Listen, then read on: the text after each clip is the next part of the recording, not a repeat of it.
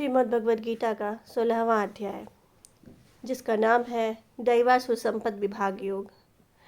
इस अध्याय में भगवान कृष्ण ने दैवी और आसुरी संपत्तियों के बारे में बताया है। मनुष्य जब जन्म लेता है तो उसके अंदर दैवी और आसुरी दोनों प्रकार के गुण होते हैं।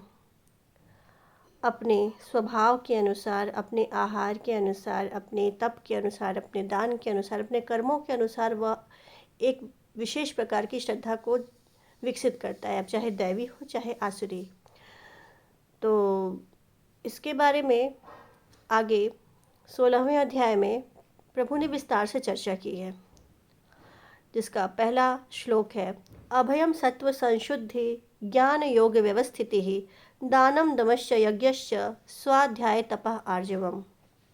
भगवान कहते हैं कि अभयम, अभय अर्थात भय का पूर्णतया अभाव, सत्व संशुद्धि अर्थात सत्व का मतलब है अंतःकरण, तो अंतःकरण की पूर्ण रूपेण निर्मलता, और ज्ञान योग व्यवस्थिति, ज्ञान किस चीज़ का ज्ञान?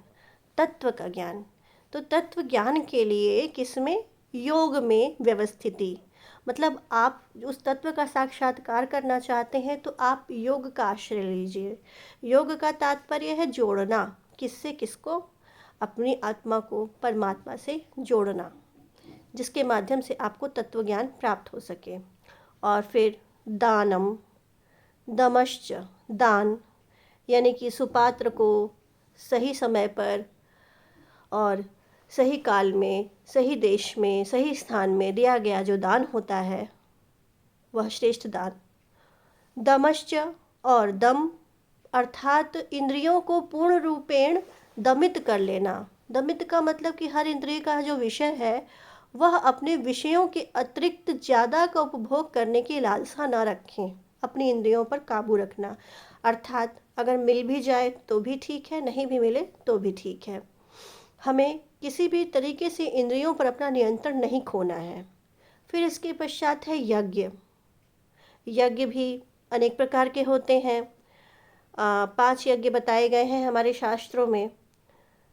तो उन यज्ञों का आश्रय ग्रहण करना, स्वाध्याय अर्थात अपने शास्त्रों का अध्ययन करना, आर्जवम और सरलता, ये सभी दैवी गुण माने जाते हैं। फिर इसके बाद दूसरे श्लोक में भगवान कहते हैं अहिंसा सत्यम क्रोध